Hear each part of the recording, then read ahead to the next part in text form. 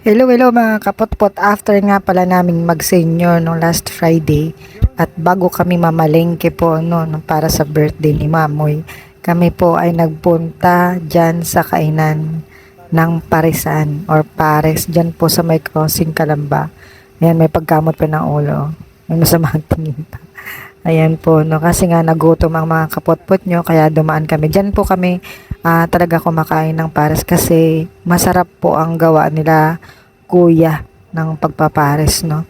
Ayan nga pala yung pares, yan po ay laman ng baka na merong taba, tsaka balat, balat yata yun, kung di ako nagkakamali. Tapos, tinimplahan po yun ng sabaw, yan. Tinimplahan po yung sabaw niyan.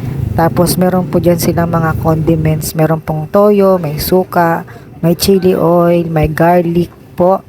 At meron din po dyang spring onion. Ayan, ikaw yun na pong bahala kung ano yung gusto nyong timpla. At meron pong isang mangkok na kanin po. Ayan, para siyang brown rice na hindi, hindi. Brown rice. Yan na, 'di ba? Tikiman time, 'di ba? Ang sarap.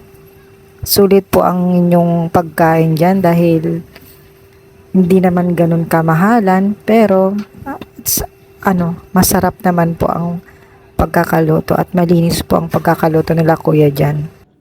Ayan nga po, ang sarap pa ng subo ng inyong kapotpot, di ba? Ayan, 'di ba? Before and after yan na, ayan po yung laman ng baka. Di ba? Ang sarap po niyan. Nakaisa pa yata kaming rice niyan. Ayan, 'di ba? Yan na po yung after, no. Busog, lusog. Kaya don't forget to like, comment, and share po, mga kapotpot. Maraming salamat.